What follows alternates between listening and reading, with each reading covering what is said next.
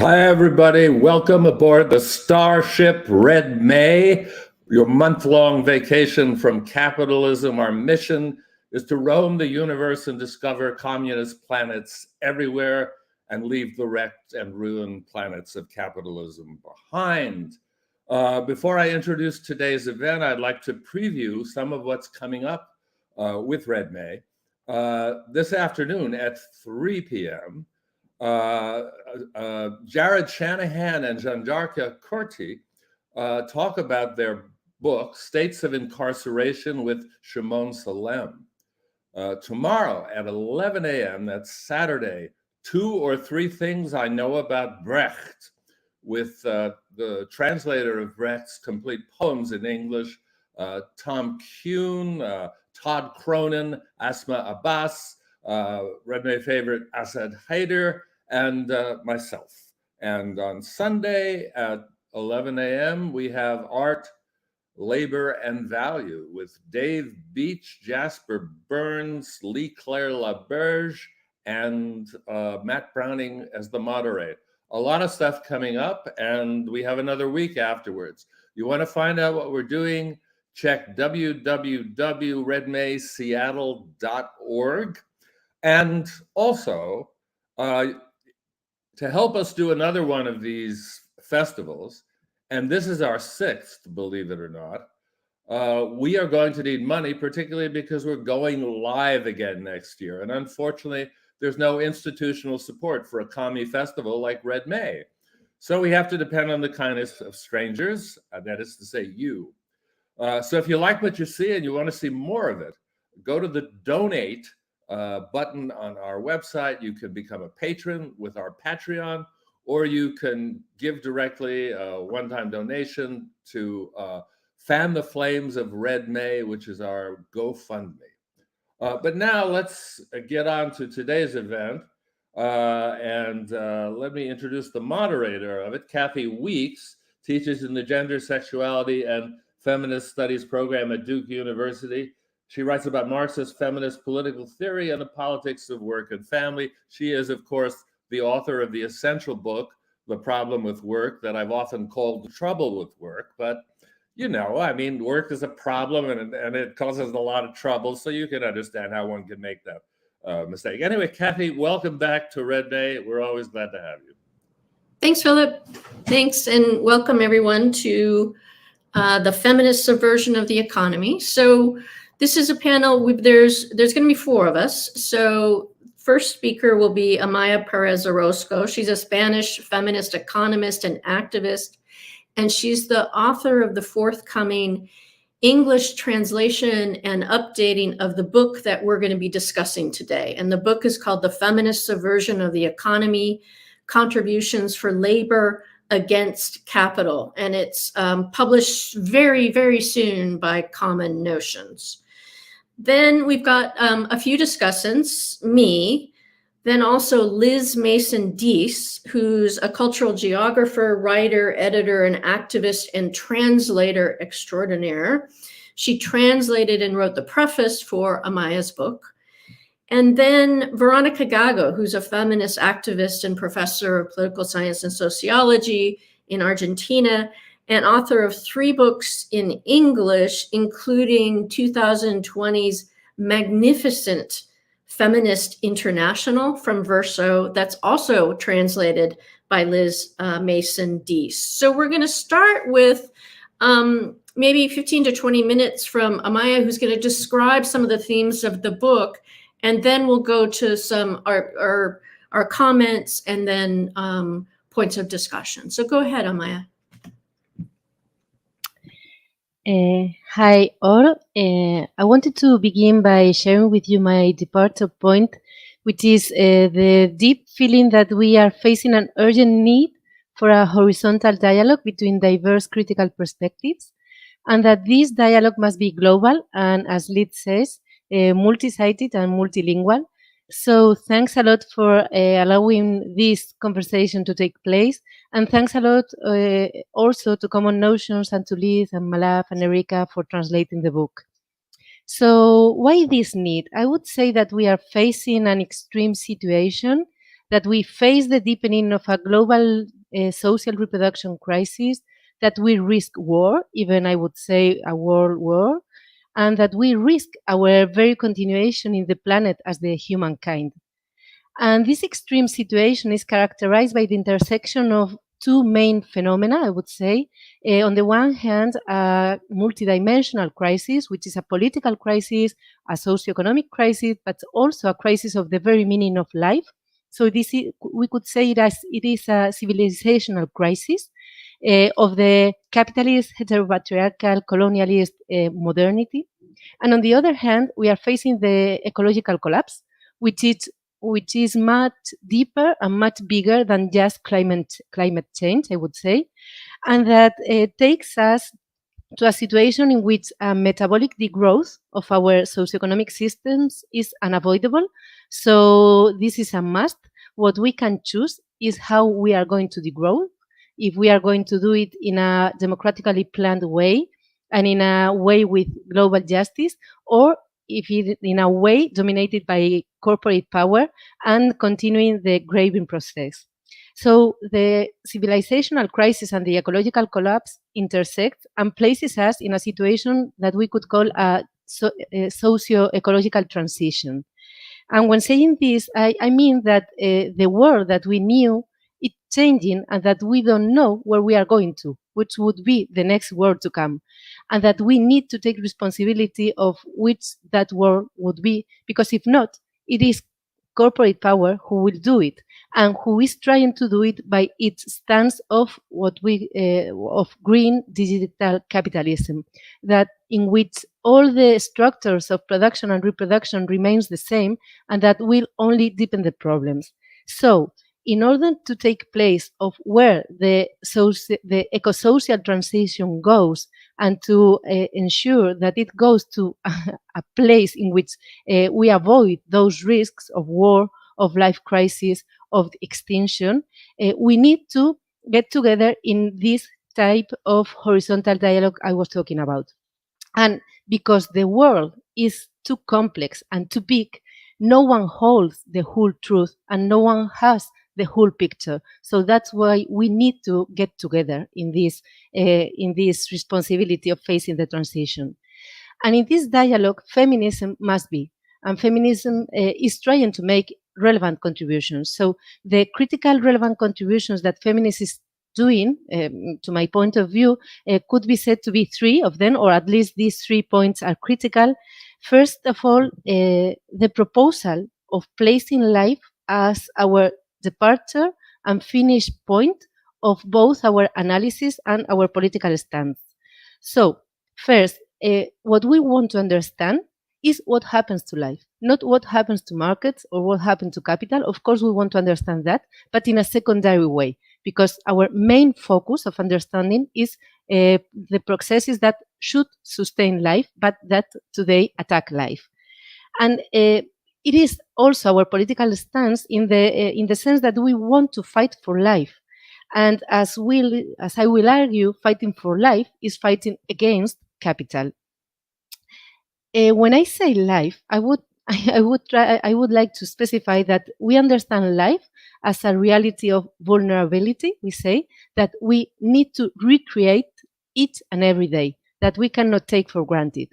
And second, that we understand that life is interdependent and eco-dependent, and that we do not need to build interdependence or eco-dependence because they already exist. What we need to do is to render them visible and to negotiate, to discuss in which terms we sort them out, because currently we are dealing with interdependence and eco-dependence in terms of inequality and exploitation.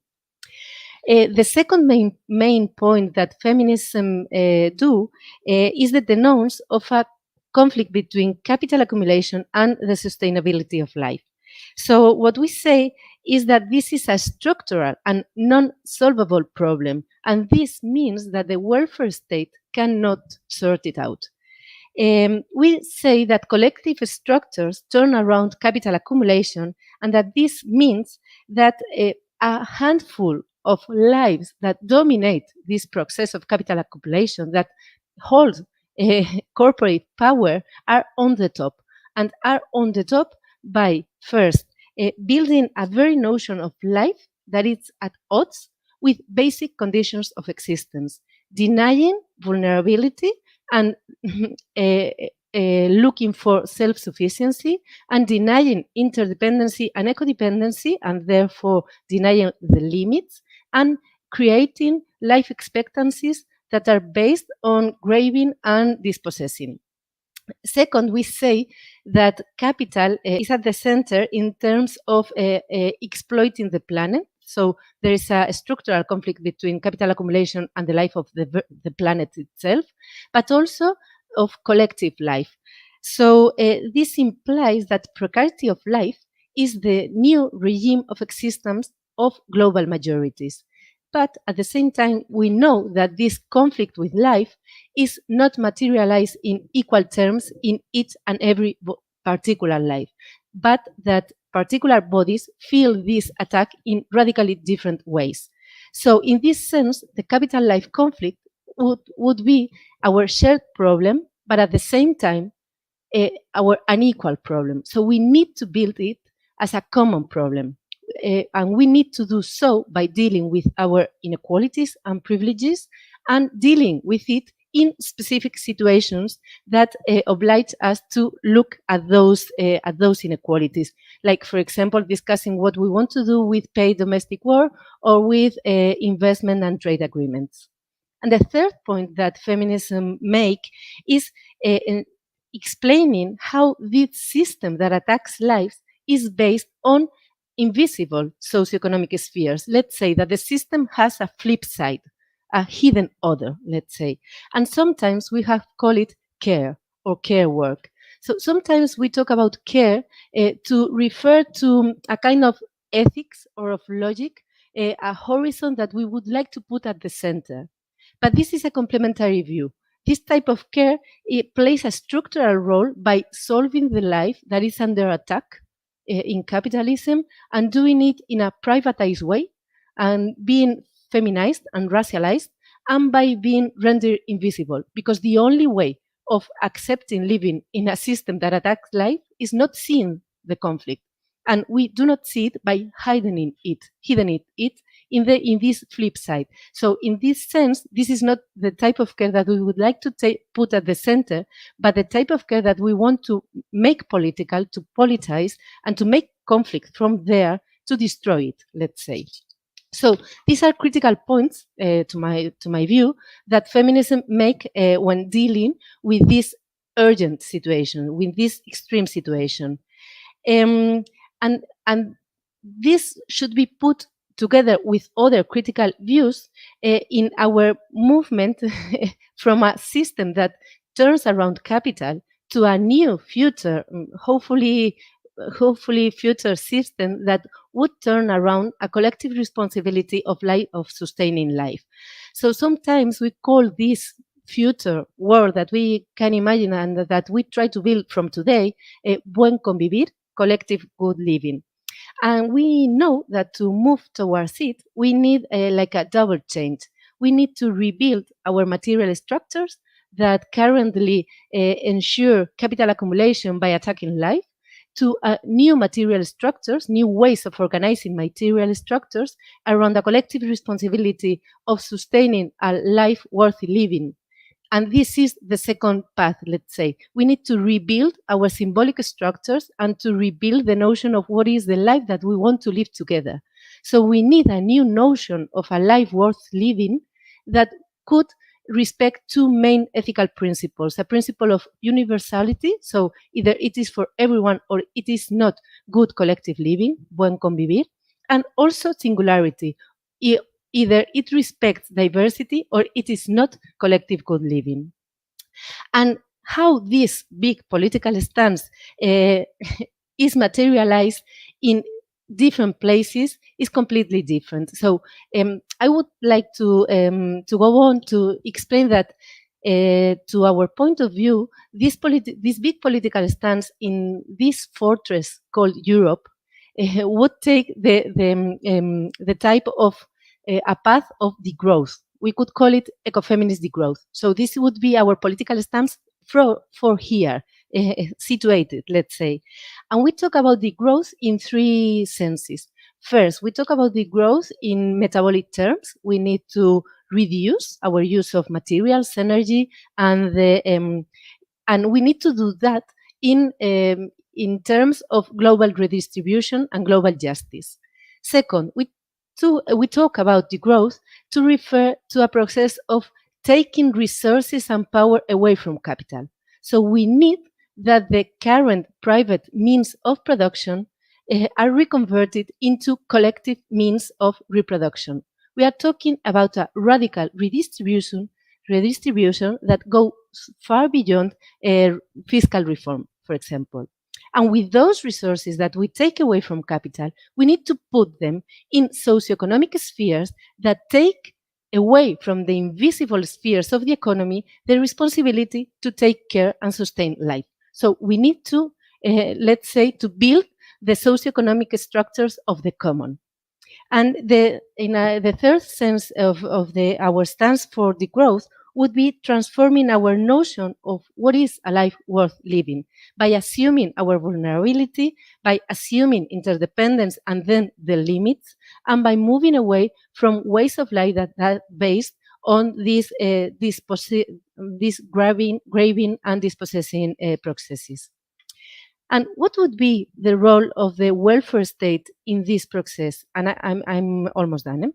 We could say that the welfare state is not at all our horizon, because we know that even in its best cases, the welfare state has always been based in the exploitation of the global south, in the destruction of nature, and in the sexual and racialized division of labor.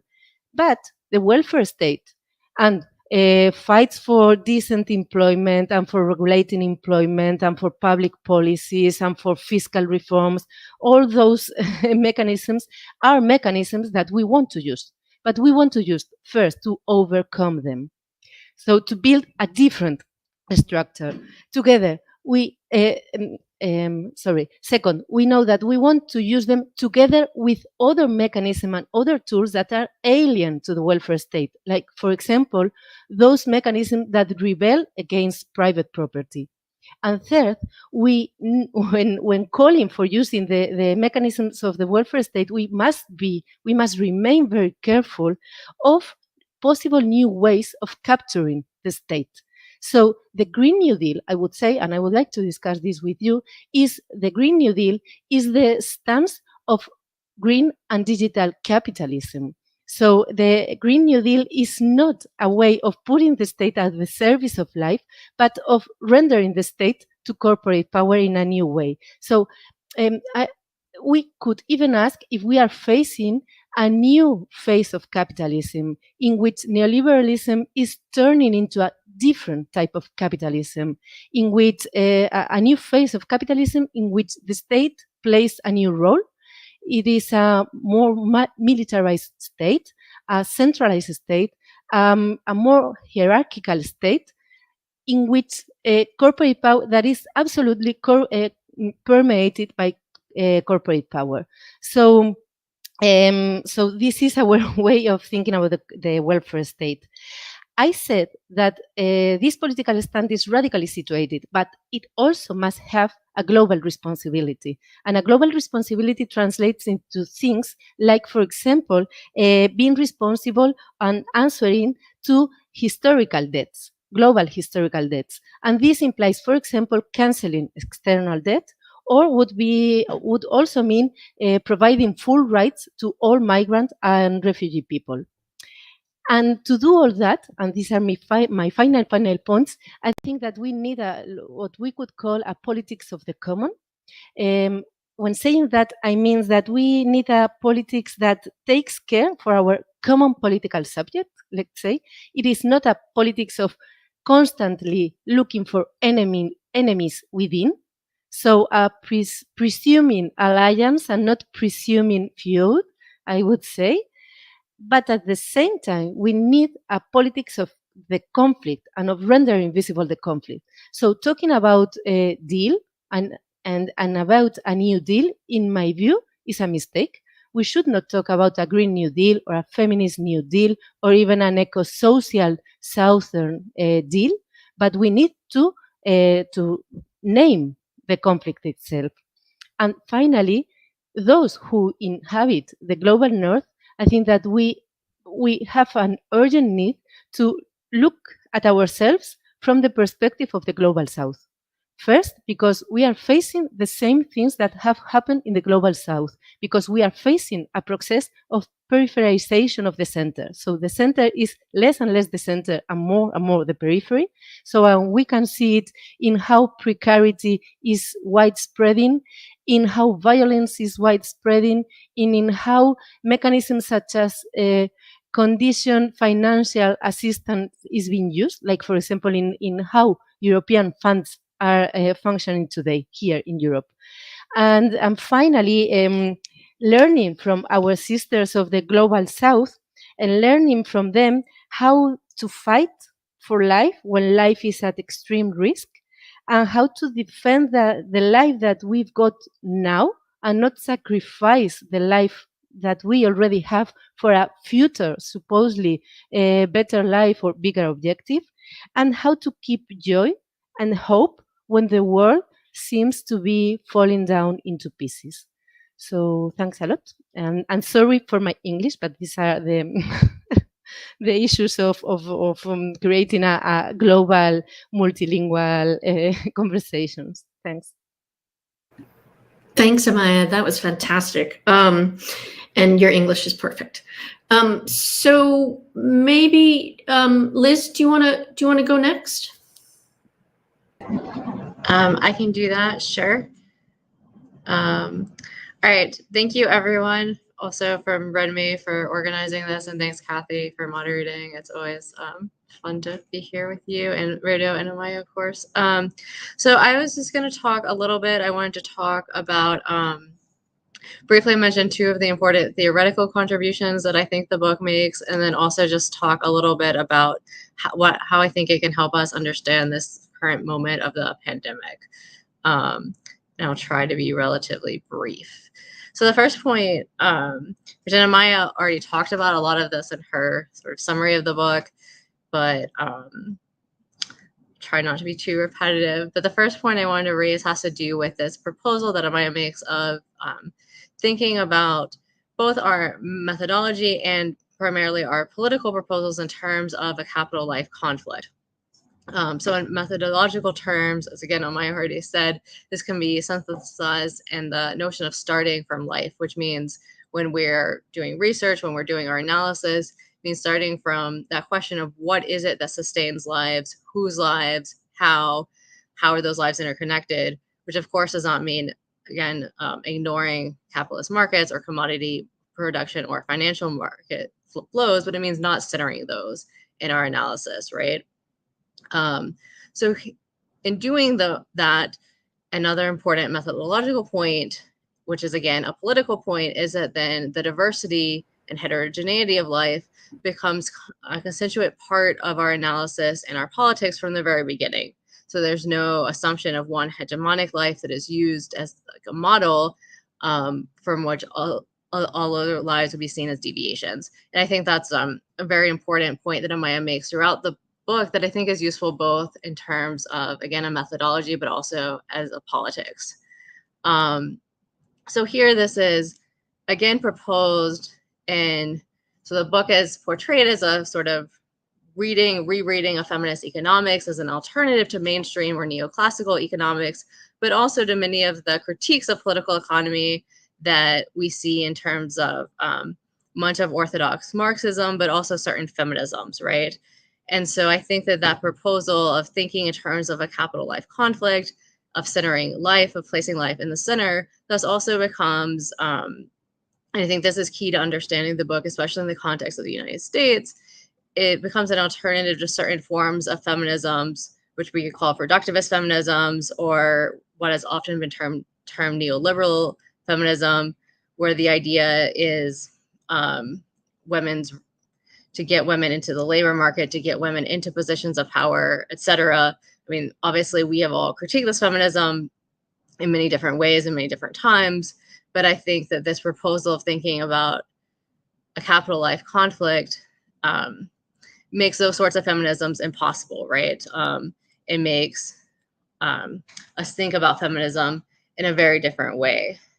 So I think that one of the things that this proposal or this analytical framework of a capital life conflict does is that it's useful for both, and it becomes more useful when we think about it in this way, when we think about it in terms of expanding both what is meant by life, referring, as I said before, to that like heterogeneity and diversity of life, but also referring to, and again, understanding life in its vulnerability, but also on the flip side, expanding what we think about capital and capitalist extraction. So it displaces a conflict from a capital labor conflict, so a conflict between, which is of course usually understood in terms of capital versus wage labor, a conflict that takes place in certain sites that are labeled work sites. It displaces that conflict to other sites, as well as includes other subjects in that conflict, right? So other laboring subjects, other types of work that don't normally fit into that category. And then, so I think that framework of the capital life conflict is one of the first important contributions I think the book makes. And the second one I wanted to point to is how, and I think this was really interesting in terms of translating as well, is how the book brings together both in its critique of dominant economics and economic structures, and in the alternatives that it proposes. It brings together, again, these insights from feminist economics, but also a lot of insights from what we could call popular, indigenous, or communitarian feminisms from specifically from Latin America, right? And it's this sort of unique weaving together of these different lines of thought that emerge from different struggles that I think is another one of the book's most important contributions. Amaia talked a little bit about the concept that she uses in the book of buen convivir, which we decided to leave untranslated in the book. So we left it as buen convivir. You could translate it literally into English as collective good living. But one of the reasons we decided to leave it untranslated, excuse me, has to do with, well, first, the fact that it is already in itself a translation of many different indigenous concepts, which come out of different lineages and conflicts in different parts of Latin America. And also the fact that the term doesn't yet exist in English, right? We don't have a similar term. We don't have a similar concept of what a collective good life could be in the same sense that Amaia is referring to here. So the concept has been used by different social movements in Latin America generally refers to ideas of a collective good life, which is understood in terms of collective bodies, right? So it can't be understood as an individual notion, but really has to do with that interconnectedness, both of human life and also non-human life. Sorry. And it also, I think, is very critically very different from the notion of a welfare state. It can't be included or subsumed within the idea of a welfare state because it has to do with creating the structures of collective living ourselves, with living in harmony with an interconnected ecosystem. Sorry, these allergies are like killing me. So I think that these concepts that are emerging, that Amaia uses throughout the book, that are emerging in many senses from different social movements in Latin America and in elsewhere, as well as in the Spanish state, really allow for pushing feminist economics further, for going beyond sort of the general calls of just making visible that invisible labor that allows the capitalist economy to function, right? So we could say that's a first call that feminist economics makes, but what Amaia is doing in this book really goes further than that. It's going beyond just making these things visible, but also questioning why is it that they're invisible to begin with? What does that do? And what would it mean to really challenge the core of that system that relies on that invisibility?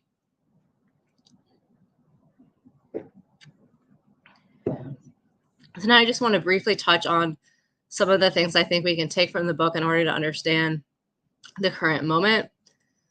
So of course, the original publication of the book, as Kathy said in the beginning, predates the pandemic by many, many years. Was originally published in 2014, but I think a lot of what it brings up is really useful for understanding the current moment.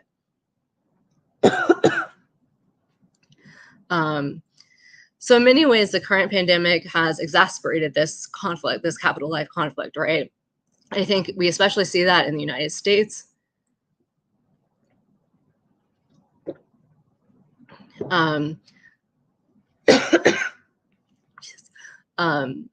Where it's been clear that caring for life is not considered a collective responsibility, right? I think that's been made very clear with the pandemic. Vaccines, any type of mitigation measures have been posed as individual choices, and there's been no social support for making those measures possible for everyone.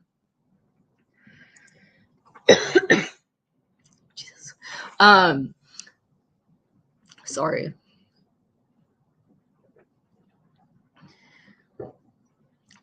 So we've seen this since the beginning of the pandemic, when there was a clear line between those who were able to work from home and those who were not.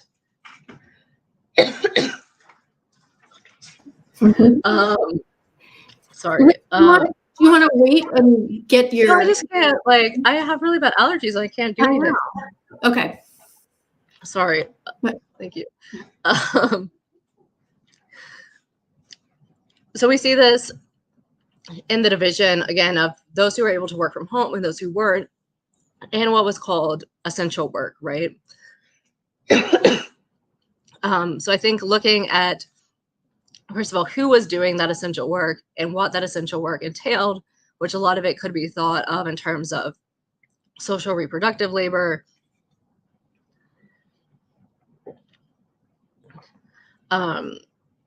is an important point. And I think,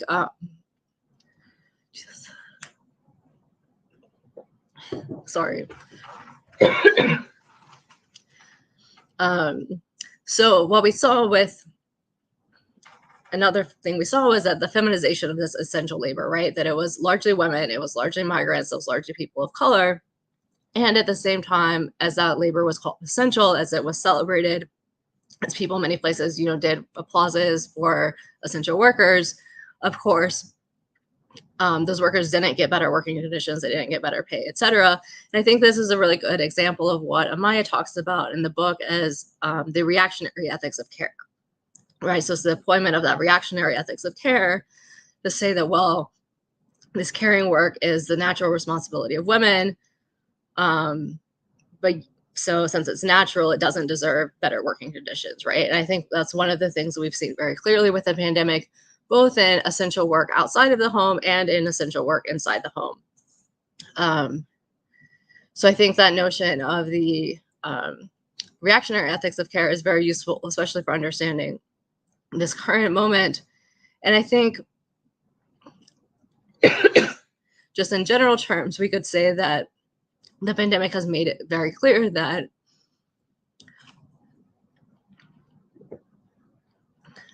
responsibility for maintaining life is not seen as a collective responsibility, but also made very clear those different types of life, right?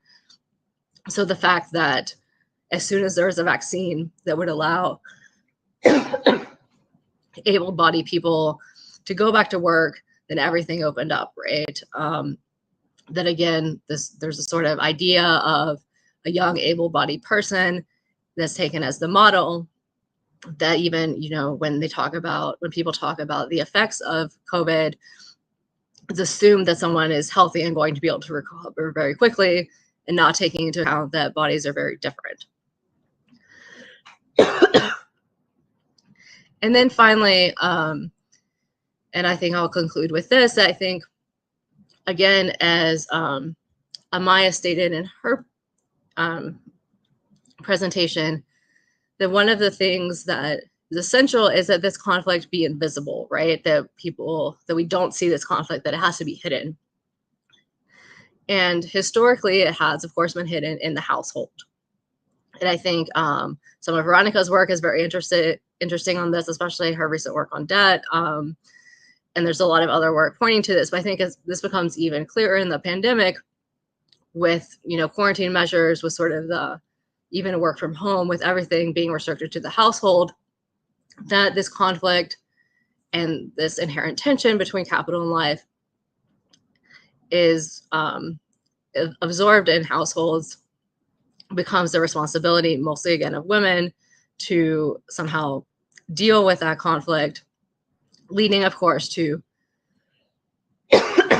more types of violence within households themselves as they absorb all of that tension from this inherent conflict, as well as, again, making it harder in many cases to politicize that tension, right? Because, again, it's hidden, it's seen as a private responsibility and not a public responsibility. It takes place behind closed doors, and especially in the conditions of the pandemic, when it becomes harder to go out and just even find ways to share what is happening in households. So in that sense that, again, the pandemic makes this already existing crisis and this already existing conflict sort of more evident. I think the political question then is, what do we do with that newfound clarity that was given to us by the pandemic? And I mean, so far it seems like not much, but I think that is the question to be opened up. And I also wanted to pose, just for the group, a sort of another question that had to do with, I think a lot of us use the terminology, or a lot of the terminology often is used of social reproduction. Amaia, throughout the book, talks a lot about the reproduction of life.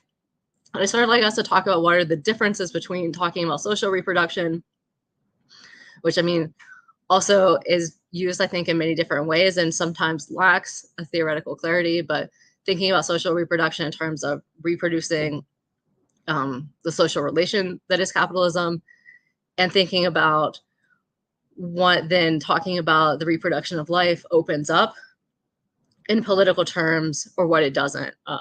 This is a question I'd like to pose. So I'm going to end there. Thank you, and sorry for my allergy troubles.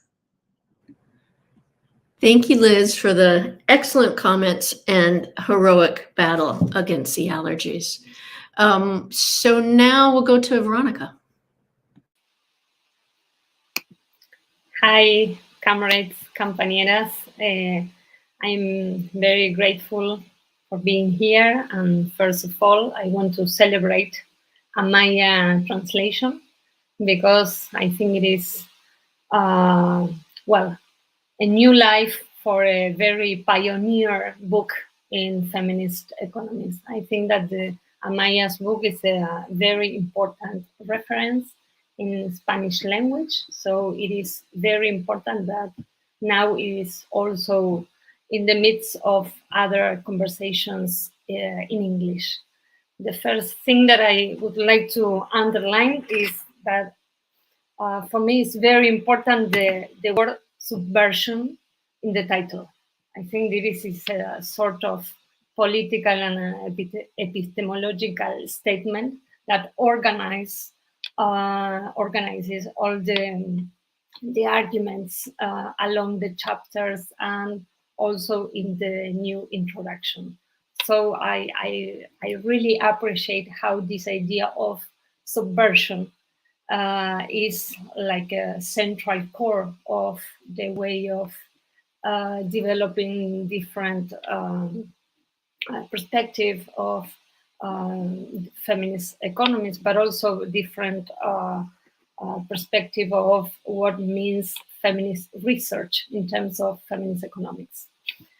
I think that it is not casual that is rewritten in the atmosphere of 2011 occupation squares in Spain. It is an element that Amaia also underlines. I think it is a very important as a political element of the art of writing, a conceptual tool, but also a political intervention.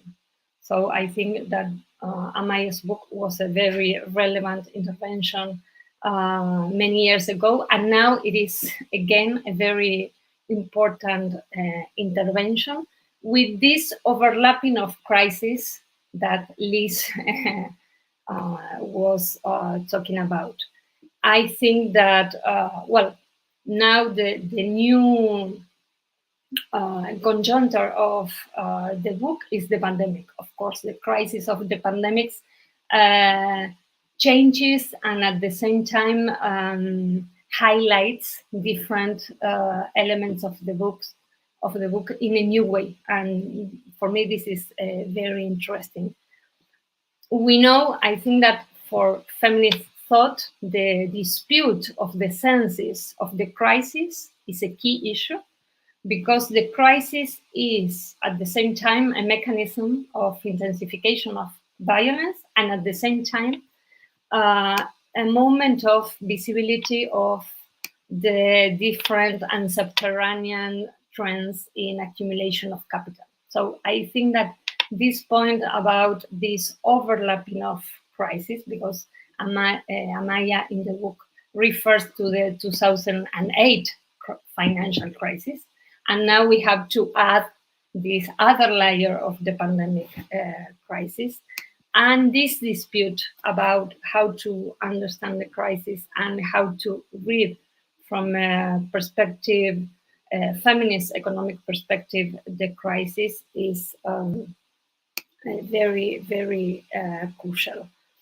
We, and I think we in a very general sense, we were saying that the pandemic would look like very different without the politicization of care, without activism to recognize reproductive tasks and value the very concrete infrastructure of invisible labor, without the denunciation of public and private indebtedness, without the force of anti-extractivist struggles defending territories from being looted by corporations during the pandemic.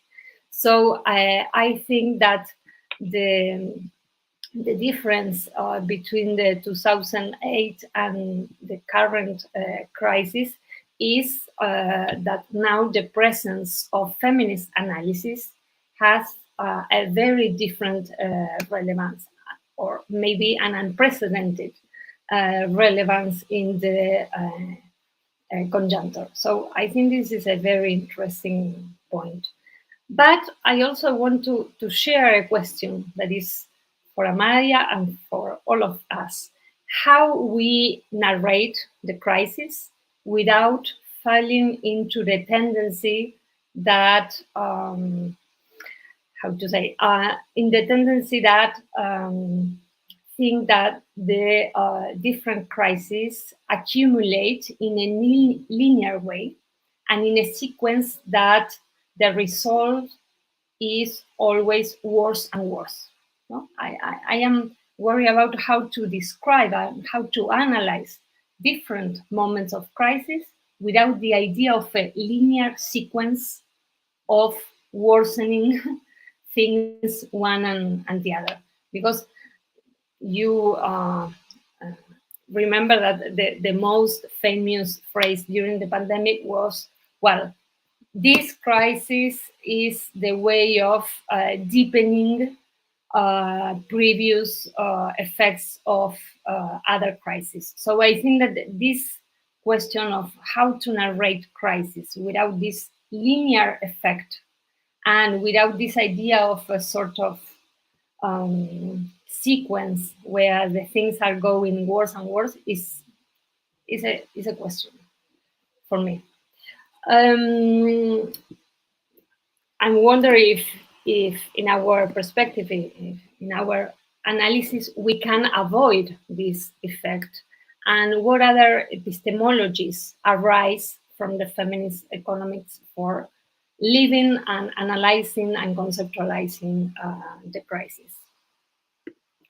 I think that also in the book there are a lot of different arguments that has a lot to do with this debate about essential labor. the debate that also has to do with the pandemic. I think it was very important how during the pandemic different initiatives, political initiatives, also rethink, for example, the feminist strike as a way of stop all the tasks that are not essential to the reproduction of life. So how this idea of essential was also reappropriated and conceptualized by the feminist economics during the pandemic. I think it is another important element, and it is a very yes, it's a zone where your book, Amaia, is very important because you bring different elements that can be very useful to analyze essential labor. So I think that also the demands, for example, for another ways of thinking labor after the pandemic is another political issue. My second point is that I think it is very important in your work, the displacement from labor to life, and to organize and to frame the antagonism between life and capital. And you describe very carefully the two ways that you are opposing when you talk about the market theocracy and the productive bias as two sort of enemies that the feminist economy are confronting. But at the same time, I would ask you, but as a general question, how this concept of life is in tension with the distinction between productive and reproductive work, and even between life and social reproduction. So I think this is also interesting. I find very useful how the concept of life is very popular nowadays to say capital against life, but also I am wondering what do you think about the advantages of this terminology in terms of the opposition with work, and especially with how do you organize capital against life, and if you see a sort of risk of abandoning the dispute over labor, and how do you think that we redefine labor and exploitation when you or when we put in the center the notion of life? I think that it is also very important nowadays, taking into account some issues that I'm very interested, for example, the idea of financial exploitation and how that organizes nowadays forms of exploitations without the mediation of wage and directly against life. But how we can rethink exploitation in new terms. I think this is also very interesting. I take note of two of your words in the introduction just to open up a possible debate. I am not sure about the tension of degrowth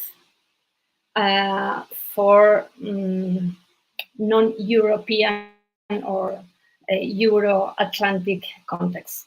I think it's very difficult in Latin America to think about degrowth in the situation of extremely poorness and extremely precariousness. So it is, for me, a question how to organize this sort of political discourse without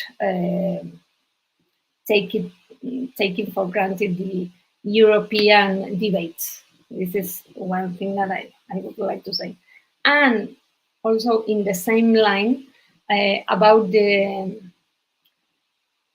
question of the state, how we, taking into account the experience during the pandemic, how can we demand resources from the states and reconnect them with self-management, for example, or with communitarian organizations. I think that the reality has become more and more complex in terms of how to get resources.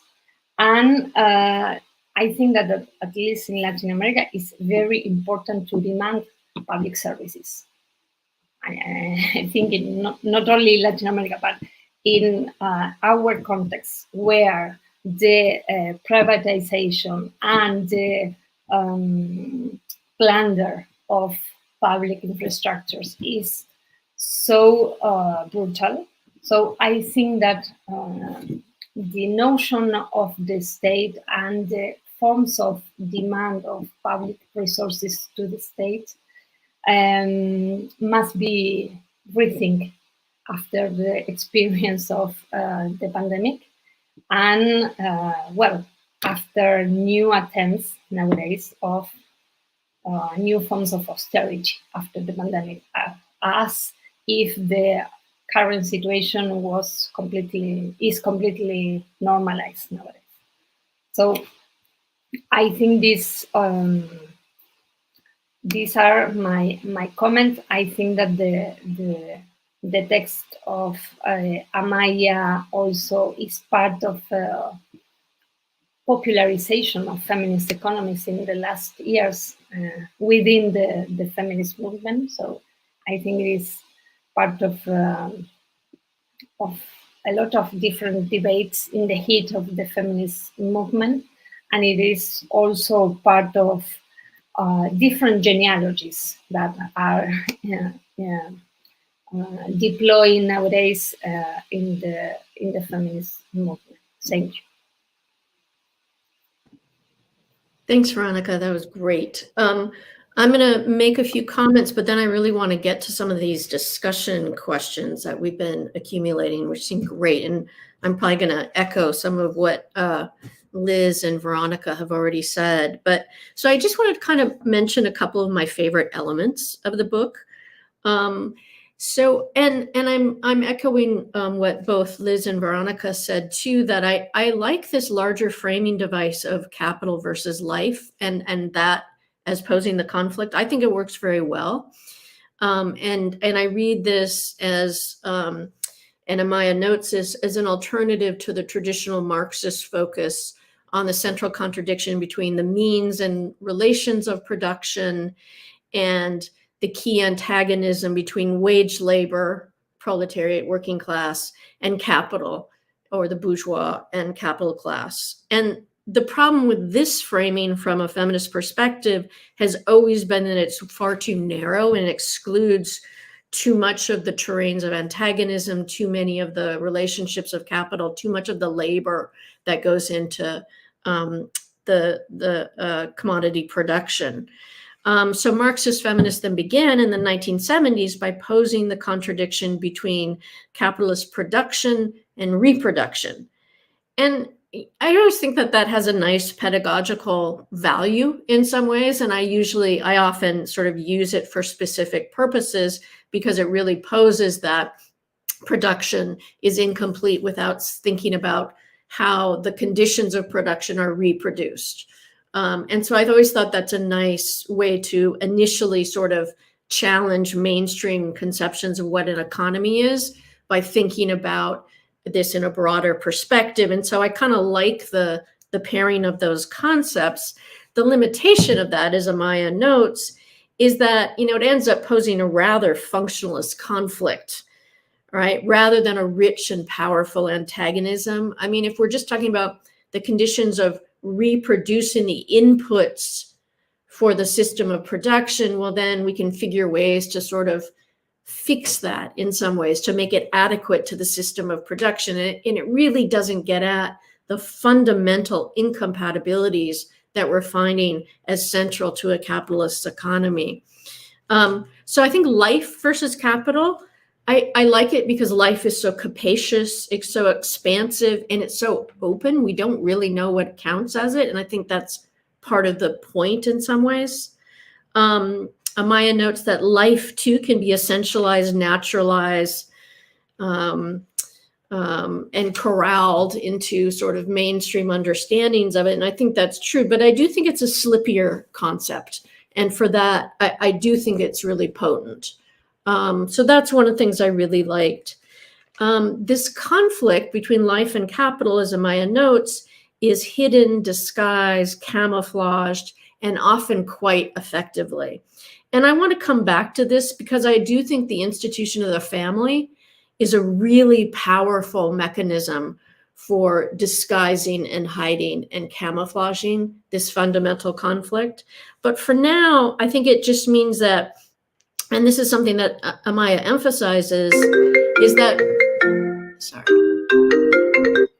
we need to do a lot of demystifying and exposing and also unlearning, because we've all been sort of unwittingly involved in this capitalist economics 101 course since we were children. And we've absorbed so much of what we think an economy is and what an economy should do in some ways. And I think that's part of one of the reasons I think feminist economics is so powerful, is that it insists that we have to start from the beginning again. You know, we have to really cultivate some curiosity about what an economy is, and what it does and what we want it to do in some ways. And part of the way to do this is we need new concepts to cut through sort of the ideologies that are constantly confirmed by the experiences that have been curated for us and the practices that were kind of corralled and steered into in some ways. So for this reason, I was really intrigued by something you didn't mention in the presentation, but is central to the book. And this is the concept of necessities, which I'd love to hear you say something about it, because it's sort of mixing desires and necessities in a way that I think is really provocative. And I was also really intrigued by your use of crossed out concepts. So you use the concept, then cross it out. And so these are concepts that are in common enough use that you can't just ignore them, but you say that they're always a trap, right? So you sort of use them and then cross them out, and you include crisis, the real economy, and then production. And production is sort of crossed out because as if we could ever separate it from reproduction. And also because, and this I thought was really interesting, drawing on an ecological argument, you say production is an anthropomorphic fantasy, right? That limits and denies the physical limitations of the planet because nothing new is ever produced, right? We extract it and then transform it. That's what we call production. And I just thought that was a brilliant insight. And I like this idea of crossed out concepts. And I want to add to that in a minute. So these are two more points that I liked, but I was wondering if we want to push them farther or talk about them a little bit more. And one is the category of care. And I was really interested in, because I share your ambivalence about that category and that language, which has really been important to feminism to this day. And I think in the end, you reject the language or say you're going to distance yourself from it. Instead of putting care at the center, you want to put the question of sustaining life at the center. And I thought that was a good move. But I still kind of want to know what you and others think about this language of care, because you also recognize the power of care as a critical feminist standpoint.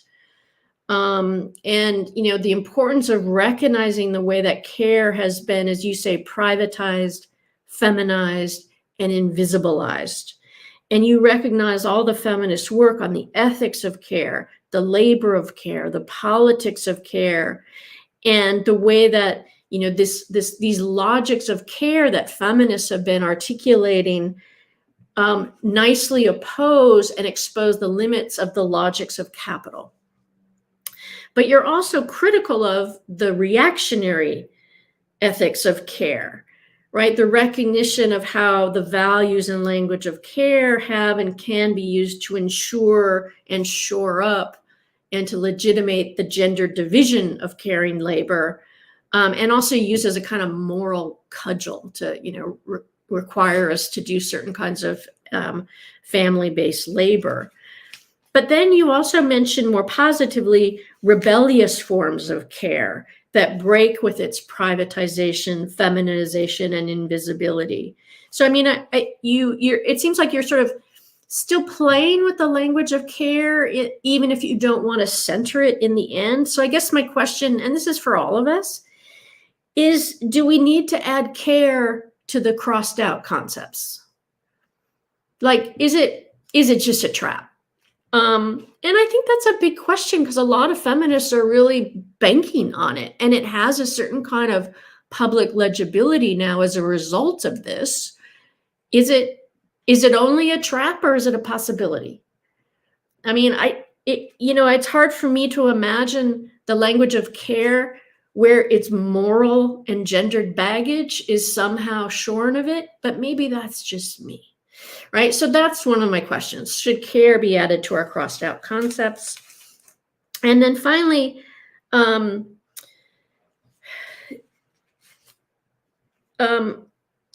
I want to talk a little bit about the family too. And I thought maybe you downplayed the critique of the family a bit. And I wanted to ask you and others about the role of family abolitionism and feminist anti-family critique today. So I think rightly identified the household as this privatized and feminized unit that's primarily responsible for this work of sustaining life. It's sort of the basic organizational unit of a capitalist system, and that seems right to me. But I would argue that the family, as a certain kind of normative model, I think it's still the primary recruiting ground and organizing logics for households today. And so you critique the Fordist nuclear family ideal with the male breadwinner and the non-waged domestic working woman. But I think that model's been replaced with what Nancy Fraser calls the universal breadwinner nuclear model. And I think it's less overtly patriarchal. Sometimes it's not even heterosexual, but it's still deeply privatized. It's still characterized by a gender division of labor. And I think privilege is still given to biogenetic relationships as what is supposed to sort of anchor or form a family. And so you mentioned the normative ideal of the family, but also emphasize empirical diversity of families. And I think that's right in some ways. But I'm wondering about the power of this institution and ideology of the family. Is it merely that, that ideology of the family of who should be in households? Is it merely an ideological phenomenon, or does it have more heft? Is it more of a constitutive force? And so how directly do we need to confront it, right, as feminists? Like, I mean, is family abolitionism a necessary part of this project you're articulating, or do you think it's somehow less necessary given the empirical diversity of households and maybe it doesn't hold as much sway? So those are my two questions. I have another question if we have time about, I'm really interested in how you describe this as a feminist argument. And I think all of us have a very inclusive and capacious understanding of what feminism is. And often I think that's confusing for non-feminists who think that feminist is about women or it's about inserting gendered subjects. And for me, feminism, I don't mention gender. I don't mention women. For me, feminism is anti-capitalist. I mean, and I think that's kind of mysterious for others. And I'd be interested if we could come up with some language to try to explain what we mean by that. And Amaia, you talked about, your work is feminist because it also insists on this point of entry of kind of everyday life rather than starting with, the wage or production or something like that.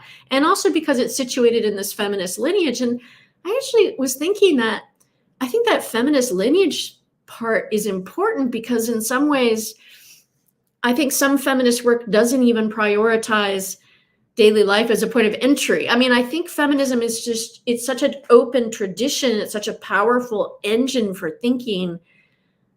I just don't know how to describe what about this is feminist, and I'd be interested in what other people had to say about that.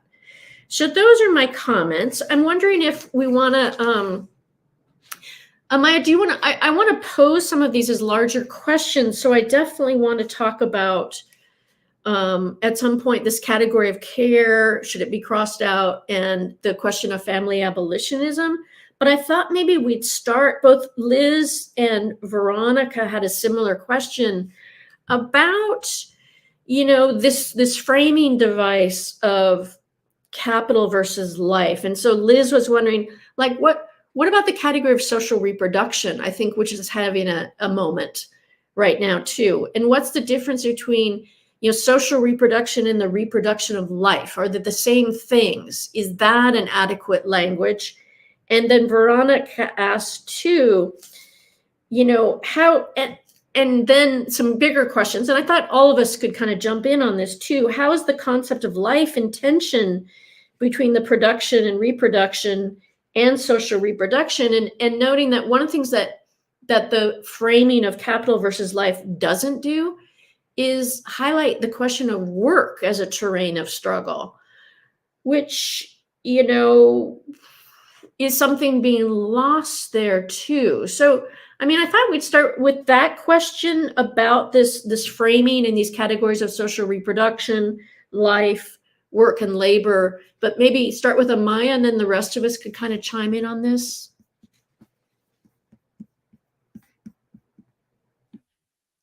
Wow. Thanks a lot for all your comments and very, very interesting insights. First, I would like to stress that what I try to put together in the book are not my ideas or my thinking, but collective thinking. What I would say that we are trying to do together. And in a sense, sometimes I think we should avoid talking about feminist economics, because it seems like if it was a different stream of feminism, and really it is different feminist visions and criticisms of the economic system. But and here, for example, I would say that in European countries or in Spain, what was used to be called feminist economics a few years ago, now it's called ecofeminism. But at the same time, some colleagues, some sisters in Latin America, in Abya Yala, they are talking about feminist economics, emancipatory feminist economics, as a tool for a struggle, they say.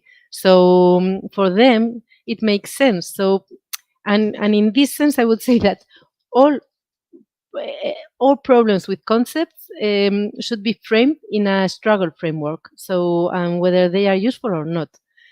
And the only ones that can say whether they are useful are those who are fighting. So, and I am really glad that you find interesting the notion of the capital life conflict. Maybe we will come to that later, because I think this is the concept that has been blurred and that has disappeared, or that while care, everyone talks about care now, a few people talks about the capital life conflict. So different terms can be co-opted in different terms.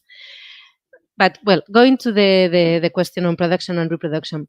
So where I come from, and the feminist tradition, let's say, that I come from, they at some point, some colleagues, some other feminists thought that it was, in a sense, a false distinction, because you do not produce goods and services on the one hand and reproduce people on the other.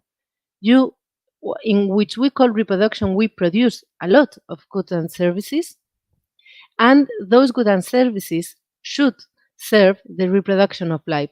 So reproduction of life should be the transversal, the cross-cutting point of view. But when using the notion of reproduction at the end, we are always talking about the other of production. So production is always the focus or the starting point, let's say. So to avoid that, they try to use a new term that could avoid this binary vision that is again and again centered around markets. And from there, our hope is that new questions can arise. New questions such as the ones that you have talked about, questions about essential work, for example. I would say that we need to think about, we need to think a lot about what is essential, and defining whether a work is essential or not, up on what is creating, constructing, not producing, because I do think that production does not exist, as Katy said, but what are we creating with that work? So at what type of life we are creating with work. So we cannot define what is essential if we do not discuss what is buen convivir, collective good living, and the collective good living that we want to create. So essential would be the work that allows for that collective well living. But we have not discussed that. So still, it is quite difficult to explain what is and what is not essential.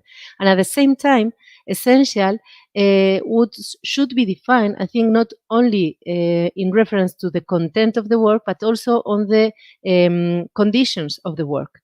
So, for example, during the pandemic, those working in supermarkets were called essential workers.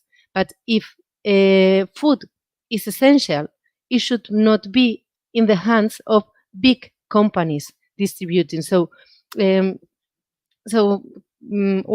and I think that the notion of essential work is more easily approached if we start from the perspective of sustaining life and not from the perspective of production and reproduction. A second notion that I think it's really interesting that emerges from here is the question on how different lives are differently valued in this system. So which are the lives that are more valued and which are but not in binary terms, but understanding that in this system, what we have is a total hierarchy of lives, and that this hierarchical relationship corresponds to some material conditions. So so I think that lots of questions can arise from here, but also there are risks, of course. And sometimes we have said that we have wanted so eagerly to decenter markets that sometimes we have forgot markets. And markets are extremely relevant, of course. So in that sense, for example, I would say that we lack a feminist analysis of macroeconomics, for example. I would not say that we have forgot labor fights in feminized sectors, for example, but quite the contrary. I think that what we do and what we say is closely linked to fights, for example, in paid domestic work, but also in care work in residencies. And here, for example, in Spain, some trade unions are doing very heavy fights in feminized sectors. And I think that this notion of capital life conflict and sustainability of life helps there. But I would say that we have forgot about the euro, what we want to do with the euro, what we want to do with the debt in broad terms, what we want to do with the European Union, for example, what we want to do with the European funds. I'm talking from Europe now, but this macro perspective, of course, forgetting about it is a risk. But what I would say is that this is a risk that we must face together. So no one can do it alone. And so, and finally, if the production-reproduction distinction is more useful for someone, let's use it. And if in different contexts we can use a different notion because it helps us, let's do it, no? So, well, I will stop I've got a lot of things because you've done a lot of questions, but Kathy. Yeah, no, let's take them one at a time so that we can have a kind of focused discussion. Does anyone else want to say anything about this? About, you know, how we frame this basic sort of antagonism? I mean, it strikes me that we might, you know, taking your last ideas, that there's different levels of abstraction at which we might want to pose it.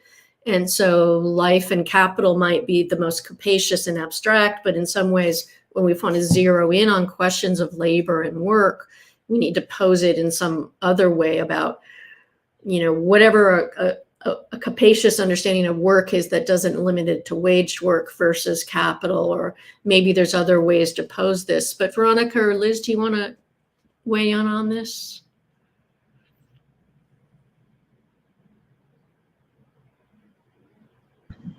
I mean, I could just say briefly that I think, I mean, I maybe already said this, but yeah, I think so. This idea of life and its capaciousness, I think, is, you know, what makes it useful. One of the questions that then arises, as I mean, Amaia acknowledges this in the book and talks about it as well, as that there also are like conflicts between lives and among lives, and not all lives are the same and all of that, right? So there's also maybe a conflict there. And I think, I mean, part of it is just like rethinking how we think about the connection between labor and life, right? Because obviously, like, life and its vulnerability requires some sort of like work to keep it going, right? And that leads to all sorts of questions about what do we call that work, and how do we organize it, how do we value it, etc. And I think, I mean, that's sort of the question, right? Like, how do we think about that relationship between labor and life, but also wanting to think about life as being so much more than labor, right? So I'll just leave it at that. Yes, I agree with what you are saying about different uses in different contexts and struggles.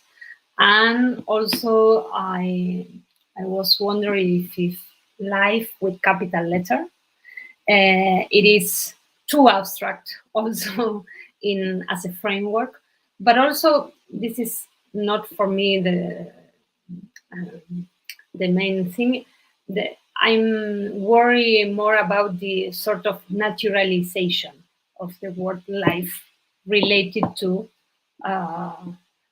feminist economic or feminist perspective. I think it is a very ambivalent notion, no? Because we use it a lot, for example, in the abortion struggle, and we are who demand life against those who reclaim being the defenders of life.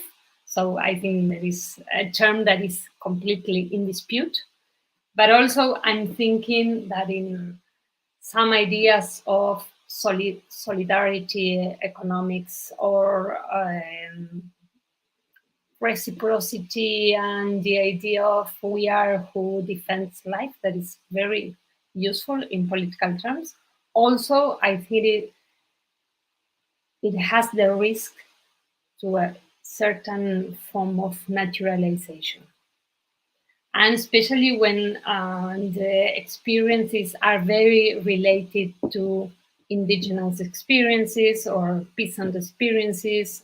So I think that we have to be very political in the use of this term. And I think it's interesting how we can manage different levels of abstraction. And also the relationship between labor and life. Of course, that is a crucial element also in the definition of labor, and forced labor especially. So can we talk a little bit about the category of care then? Should we toss it? Should we keep it? Can't live with it, can't live without it? What can people talk to me about that? You must have a TV show of feminist politics. Yeah, I mean, again, it's very popular now, and it has been for a long time. It's an important, I mean, and again, I mean, I think what Amaia did so well is sort of both recognize the long history of feminist work on this and how powerful it is, but also question it. I mean, in some ways too. And I'm just wondering, again, should it be a crossed out concept that's evoked only in, crossed out or scare quotes or something like that? Or do people find it still more, I mean, we always struggle over these concepts. At what point do you just toss them and say it's irrecoverable? There's just too much baggage. You can't get it. And others, you just got to fight for. And what is this concept for you?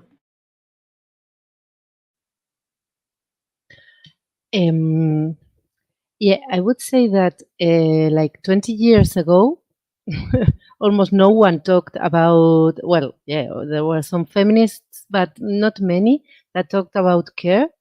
And now everyone, everywhere talks about care.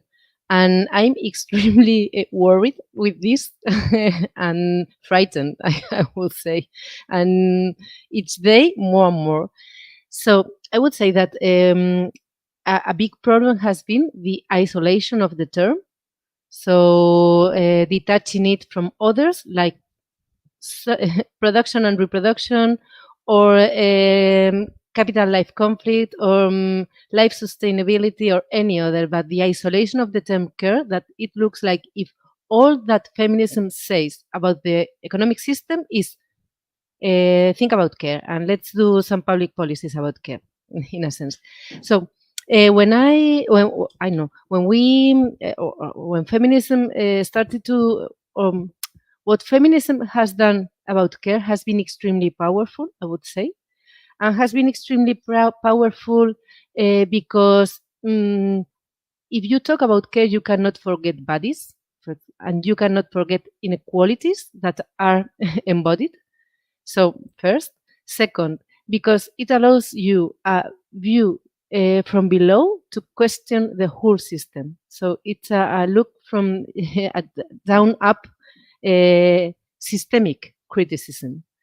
And third, because it highlights conflicts, multidimensional conflict with capital, heteropatriarchal conflict, colonial conflict. So all conflicts, I don't know how to say it in English, ableism. Well, with okay, but with time, I think that we have lost these powerful points, and that care has been more and more a sweetened concept in which we talk about how important it is for life and for others, and even for the real economy and for production and for economic growth. So we have lost perspective, I would say, of conflict.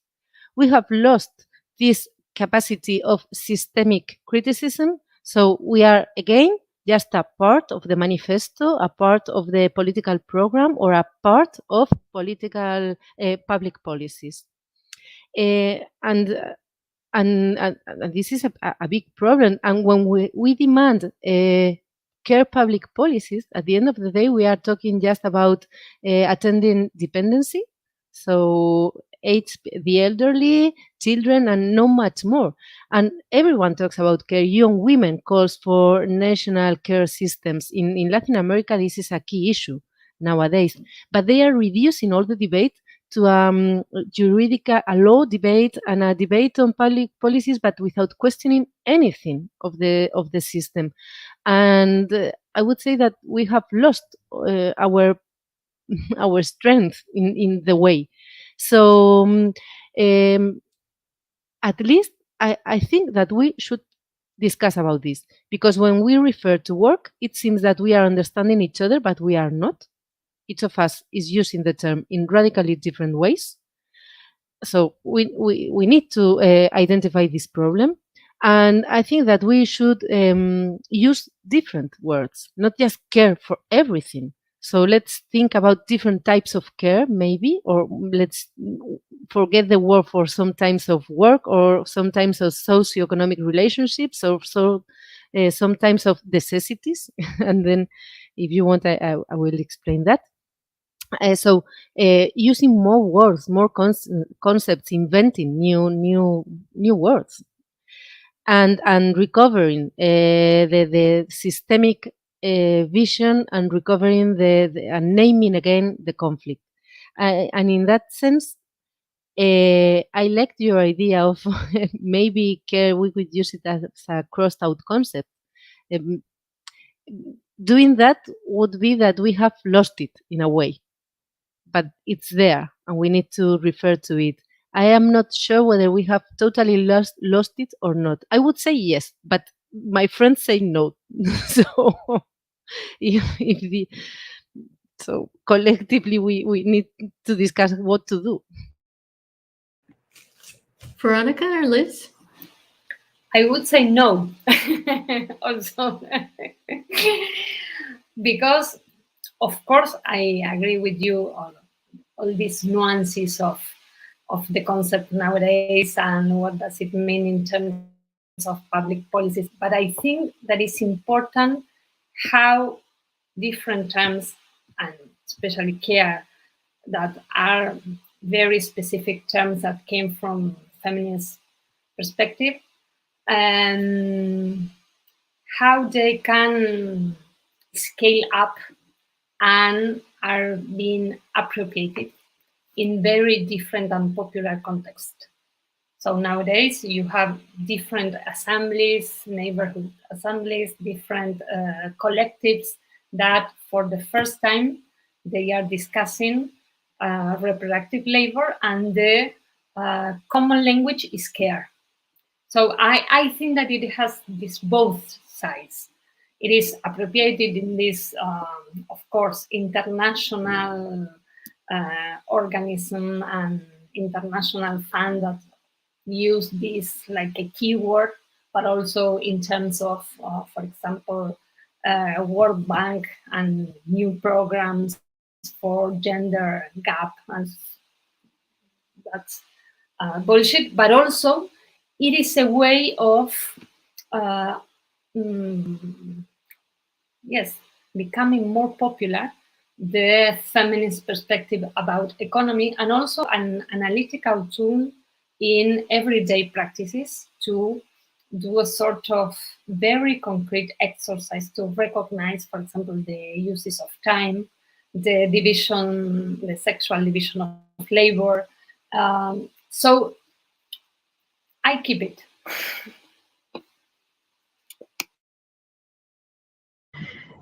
And I guess to chime in, and I'll have to say I'm undecided. The longer I live in the US, the more I want to get rid of care, just because of the way I think it's used here, right? And I think Veronica brings up really good points about how it's been taken by like movements and collectives from below, and in these like communitarian ways. And I also think they're really interesting ways people use it to talk about care of the environment or care of like human and non-human life that maybe are more interesting.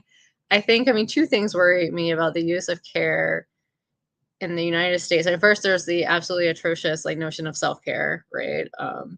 So you have like that on the one hand.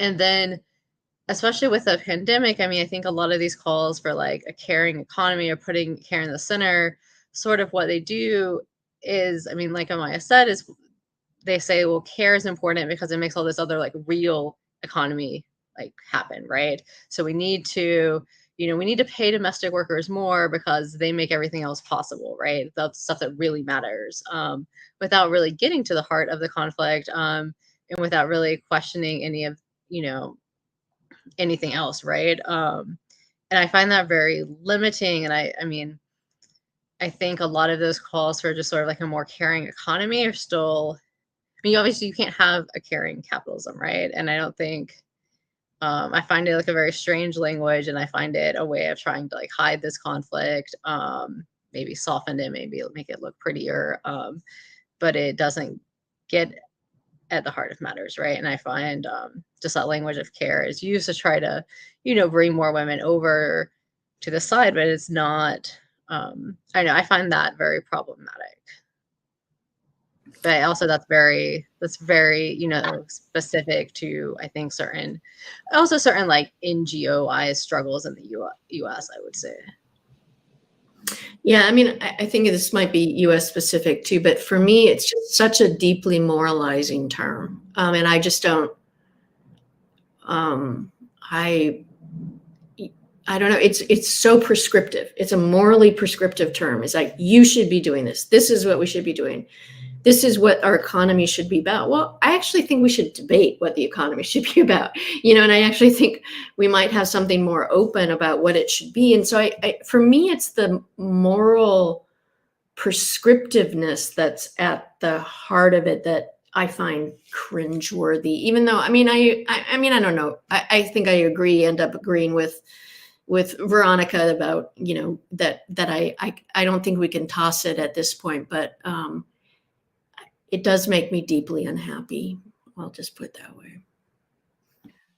Just an example, there is a lot of different social movements in Argentina that use the slogan, "Care is work," to unionize the debate about care.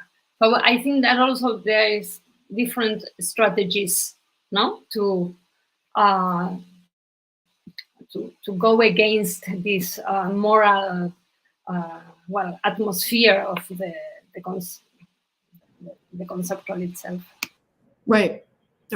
Which goes back to, in some ways, what Wages for Housework was trying to do by saying domestic work is work, meaning, it deserves a wage, but it's just work. I mean, it's also, it's a way to kind of desanctify it in some ways too. And I like that kind of double move as well. Yeah, I would say here, for example, a couple of weeks ago, a new building was occupied. Well, and it was deoccupied one day later, but and they put the slogan were "Occupy, Care." So it's a way of redefining also the occupation movement, for example. So in that sense, of course, it is really interesting, and people are using it in very interesting ways. I don't know, but what I'm sure is that we cannot use the notion of care alone, that we need to use it with a set of other concepts. For example, with the notion of the capital-life conflict and exploitation, and maybe of exploitation also in wage labor, etc. Because if we isolate it, then we lost it. I wanted to also pose this question that Veronica asked, and maybe Veronica will need to say something more about it, about, how do we narrate the crisis without falling into the tendency to think of crises as linear and cumulative, and this story of, devolution or something? How do we narrate crisis? How do we avoid that kind of the tendency as a feminist perspective? And I was wondering, crisis was one of the words that Amaia wanted to cross out. And I'm wondering if that is related in some ways. So Veronica, can you say something more about what you're getting at and what the problem is when they accumulate? Like, so, I mean, I guess we were talking at first about how, the book was sort of came out of the 2008 crisis. The new edition that's coming out is really talking about the pandemic crisis. And what's the problem that you see there with narrating crises in this way, Veronica? And then maybe we could see if we're finding, if Amaia's concerned about this too. Yes, I was wondering how we take very seriously what a crisis expresses in terms of struggles, and not just from the point of view of different moment of capitalist accumulation. So we can narrate different crises in terms of the deepening of capital accumulation and capital violence and forms of getting worse all the conditions of the reproduction of life. I think that when we said, well, this crisis reveals some conditions, but at the same time shows how different trends that we were seeing now are more and more abusive and more violent. I have this question: how to narrate crisis without producing this effect of accumulation in a very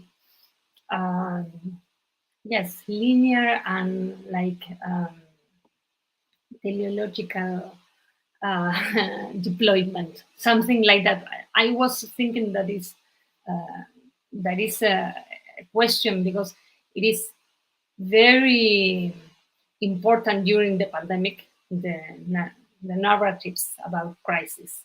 And now I think it is more important because everyone is saying, well, now the pandemic is well, not so important, no? So the problems that the pandemic crisis opened up now seems to be resolved in a very violent way.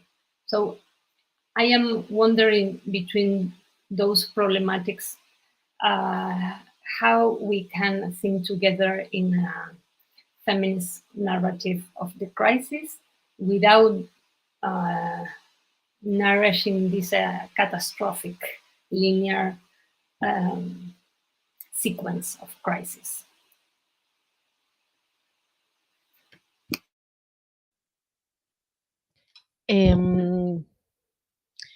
I think I would share your concern about the linear vision of the crisis. About if a linear vision of the crisis implies losing sight of the victories that we can win and the struggles that we need to make, because it's not just an issue of getting worse and worse and worse, but that it depends on our political disputes. So I would share that concern, but I still think that highlighting the point that we are going worse and worse and worse, not in a linear way, but that this system is suicidal. So at the end of the day, we cannot solve it, we cannot repair it, but we need to subvert it. And I didn't say the word subversion because it is too difficult for me to pronounce. But so I think we need to highlight that if we go on like that, we are going directly to destruction.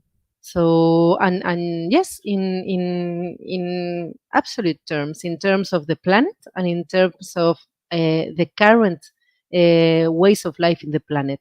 So the planet will go on, but without us. And my concern would be how we can combine this view, this absolute view in a sense, let's say, because I do think that we are living a civilizational crisis and an ecological collapse, and the ecological collapse is worsening and worsening. So how we can combine this view, this feeling of urgency and of absolute subversion without falling into despair. This is, for me, that's the point, because how we can reconduct this perspective into hope for a different and better and a shared future that is still possible. So, yep, and I'm extremely worried about that, because I think that at least in the global north, we are living a moment of radical despair, in a sense, and we do not have a shared horizon that can give us strength to go on with the struggles. So yeah, that would be a concern. Yeah, I was just thinking that, I mean, there's various strategies, but I was thinking of, autonomous Marxist feminists and autonomous Marxists who sort of make the kind of methodological assumption that capital restructures, that capital is reactive to struggle, right? That struggle is primary, and then capitalism tries to recoup and react to it in some ways. And so the other way of, instead of narrating a history of crisis, you narrate these cycles of struggle and see the way that capitalism, through, in crisis moments, tries to sort of recoup or respond, but they're always in this position of the reactive party, And that way it's sort of empowering in and of itself as a kind of methodological, I don't know, strategy. So can we talk about family? So how should the institution and ideology of the family, and I mean that, I mean, obviously there's a diversity and wealth of actual practices on the ground, but I think in most places there is a kind of legislative, juridical, normative model. And I think, you know, again, it's characterized by sort of emphasis on this, and what it does, it's a machine of privatization, right? It disguises the institution of the family because it's a haven. These are relationships based on love and blood and all the rest of it. And that's a machine for the privatization of what happens in households, which is an enormous amount of labor that doesn't get any kind of recognition or recompense or time to engage in. And I'm just wondering, do you think, I mean, certainly in the 1970s, feminists said, yes, the institution of the family is one of our primary targets. And then after that, I think feminists sort of walked that back and said, well, the family is already dissolving into a myriad of, you know, possibilities. The patriarchal family is something that's on its way out in some ways. Families too close to people's homes, literally where they live, and you don't want to touch with. I mean, do you think that the institution of the family should be a priority for feminist critique or not? I mean, because I don't think it was or I didn't read it as central to your account, Amaia. And I'm just sort of wondering what you and other people think of that as you know, is it or should it be a primary target of contemporary feminist activism in different sites?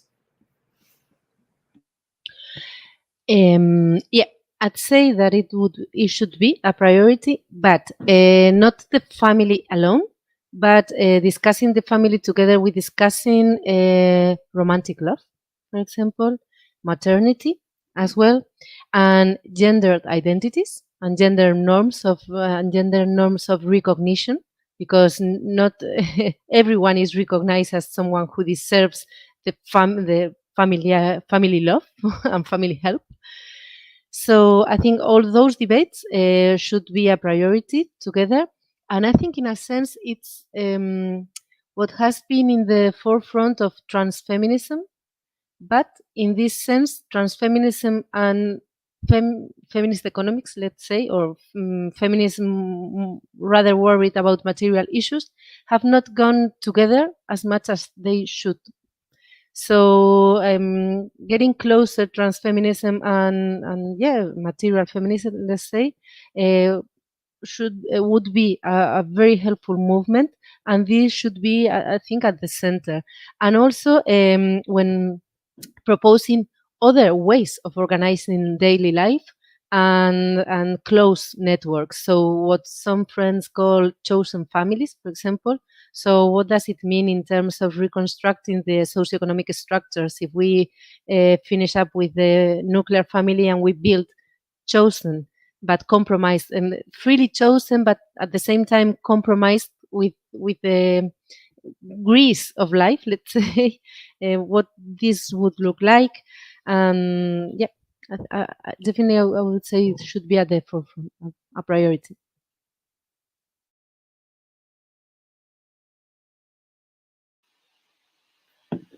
Yes, also completely. And I think it is an issue very related to the war against gender ideology. You see the different congress or meetings for the family as the key political term of this counteroffensive. So I think they also put that term as the terms of the confrontation. And also, I think that we should relate the term with the question of care that we were discussing before. Which are the infrastructures of care if we are against family as a heterosexual arrangement? And well, how the pandemic experience also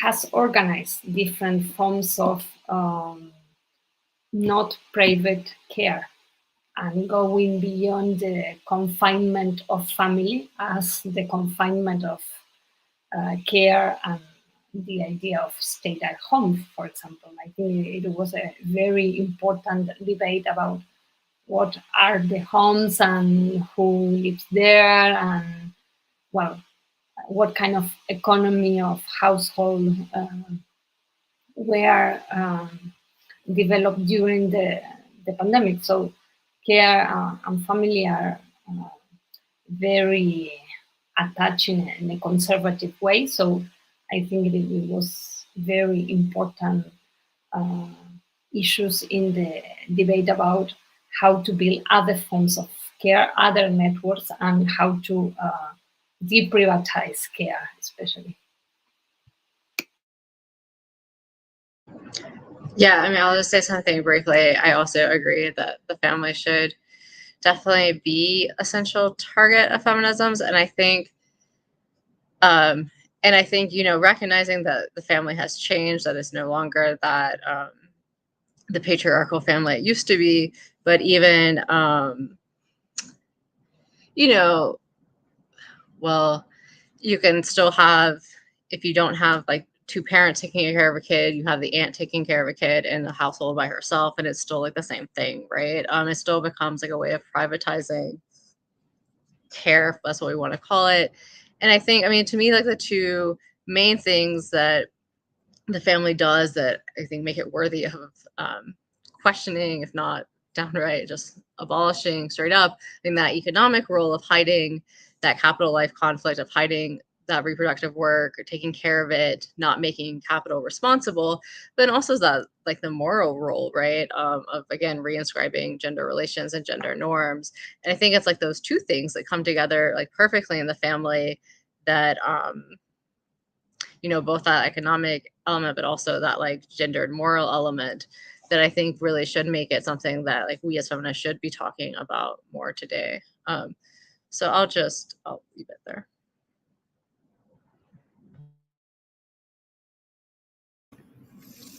Well, I think that we're going to wrap it up now since we're about out of time. I wanted to thank Mahim and Philip at Red May and encourage everyone to check this Red May schedule for upcoming events. And Amaia, when's the book going to be out in English? Do you know? I can answer that. It's going to be out in August. August. So look Yes. for it from Common Notions. It's a great book, and I think it's going to really be an important addition to all kinds of feminists and anti-capitalist activists and theorists. So thank you so much to Amaia and to Veronica and to Liz, and thanks for everyone tuning in. So goodbye.